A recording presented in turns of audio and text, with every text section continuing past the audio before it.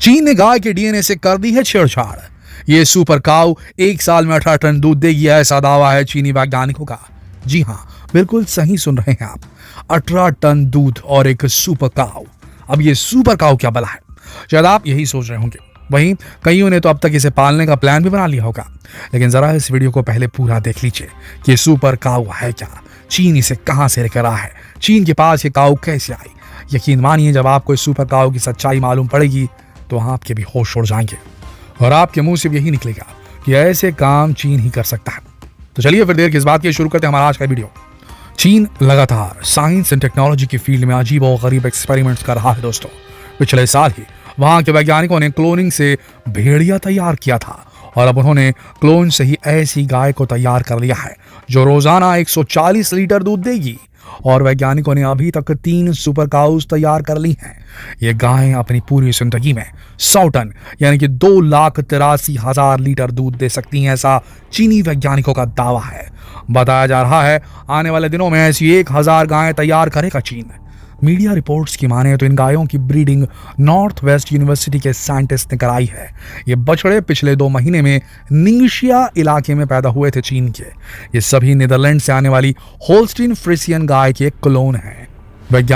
चीनी वैज्ञानिकों के मुताबिक एक सुपर काऊ 1 साल में लगभग 18 टन यानी कि 16,000 लीटर दूध दे सकती है।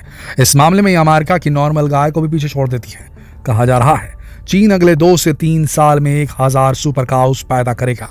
ये जानकर आपको शायद ये तो समझ आ ही गया होगा कि चीन की ये गायें नेचुरल नहीं है, इनकी क्लोनिंग की गई है। अब अगर आपको ये नहीं मालूम कि क्लोनिंग क्या है तो पहले जान लें कि क्या है क्लोनिंग। दरअसल अलैंगिक यानी कि एसेक्सुअल, बिना संबंध बनाए एक जीव से दूसरे जीव को तैयार करने की प्रोसेस को क्लोनिंग कहा जाता है। आसान भाषा में वैज्ञानिक एक जानवर का डीएनए लेते हैं और इसकी मदद से दूसरा जानवर तैयार करते हैं।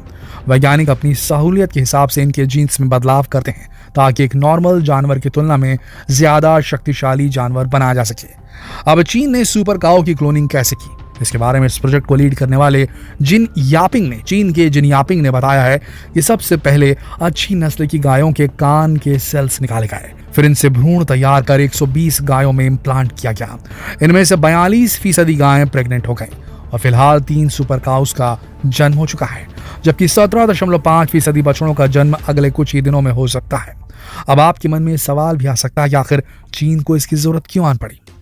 किसी से बात छुपी नहीं है, चीन दुनिया की सबसे बड़ी आबादी वाला देश है और चीन के लोग खतरनाक से खतरनाक जीव जंतुओं को भी बड़े चाव से खा लेते हैं। लेकिन चीन में महामारी के बाद जब से डॉक्टरों ने सेहत के लिए दूध के फायदों के बारे में बताना शुरू किया, तब से चीन में दूध की डिमांड काफी बढ़ गई है। पिछले साल चीन में total milk production 3.5 crore ton हुआ, जिससे चीन की अपने खुद की घरेलू मांग भी पूरी नहीं हो पाई। जरूरत से 30% कम ही रह गई। वहीं महामारी के बाद से चीन में तो मिल्क फार्म बनाने की होड़ से शुरू हो गई। लेकिन यहाँ समस्या ये थी कि चीन के पास फार्म तो हैं, लेकिन उनमें गायें नहीं है उन्नत नस्ल की। जिस तरह से मांग बढ़ रही है, चीन को कम से कम 10 लाख गायों की जरूरत थी, जो एक बड़ी चुनौती थी।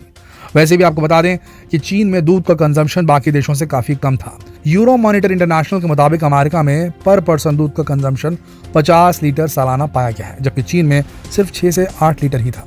और अब चीन जिस तरह से इस ओर काम कर रहा है, उससे तो यही लग रहा है कि आने वाले वक्त में चीन में दूध का कंजम्पशन और बाजार दोनों के बढ़ने की गुंजाइश है, क्योंकि चीन में अब खुद भी सरकार ने दूध को लेकर जागरूकता अभियान चलाना शुरू कर दिया है।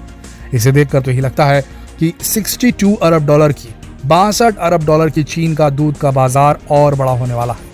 वहीं आपको चीन में दूध की इमेज को लेकर एक मजेदार बात बताते हैं। यहाँ आज भी इसे तोहफे के तौर पर दिया जाता है। ताज़ा दूध वहाँ लगभग $2 यानी कि करीब 145 रुपए प्रति लीटर मिलता है। इतना महंगा, जो ब्रिटेन और अमेरिका के दामों से लगभग 2 गुना है। भारत छोड़ दीजिए।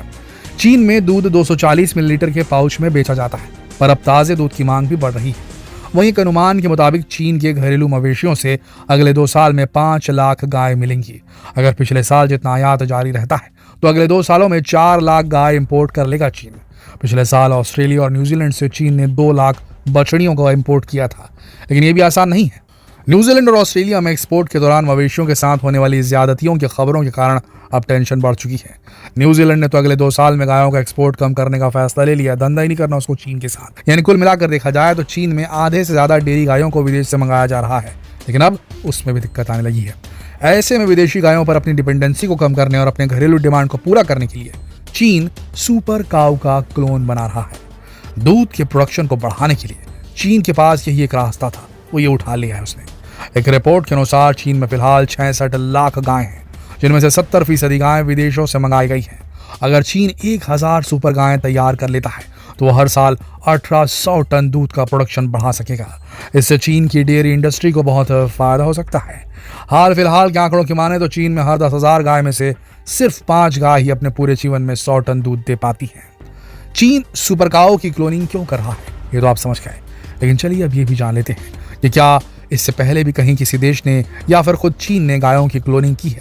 तो इसका जवाब है हाँ, गायों की क्लोनिंग करने का ये कोई पहला मामला नहीं है। कई रिपोर्ट्स के मुताबिक साल 1998 में Ishikawa prefectural livestock research centre और किनकी यूनिवर्सिटी में एक जॉइंट रिसर्च के दौरान पहली बार काऊ क्लोनिंग की गई थी और इससे 2 जुड़वा गायों का जन्म हुआ था, जिनका नाम कागा और नोटो रखा गया।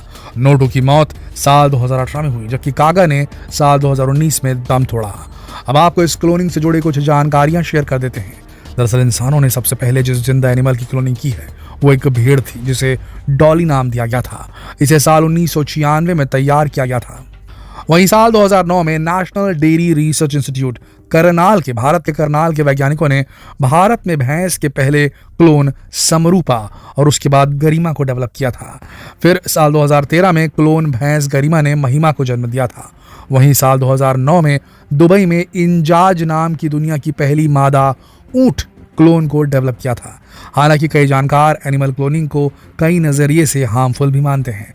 वहीं कई वैज्ञानिक क्लोनिंग के इस प्रोसेस की मदद से कुछ एंडेंजर्ड स्पीशीज को बचाने की कोशिश में भी लगे हुए हैं। जापानी वैज्ञानिक तो क्लोनिंग तकनीक का इस्तेमाल करके मैमथ को, वूली मैमथ, एक प्राचीन हाथी, बालों वाला हाथी जो करोड़ों वर्षों पहले धरती पर विचरते थे, मैमथ, उन्हें वापस लाने की कोशिश भी कर रहे हैं। खैर देखिए दोस्तों, इस धरती की कुदरत का, इस सृष्टि की कुदरत का, इस नेचर का एक रूल्स एंड रेगुलेशन समझ के चलिए, उसे एक कायदा है उसका, हमारी प्रकृति का।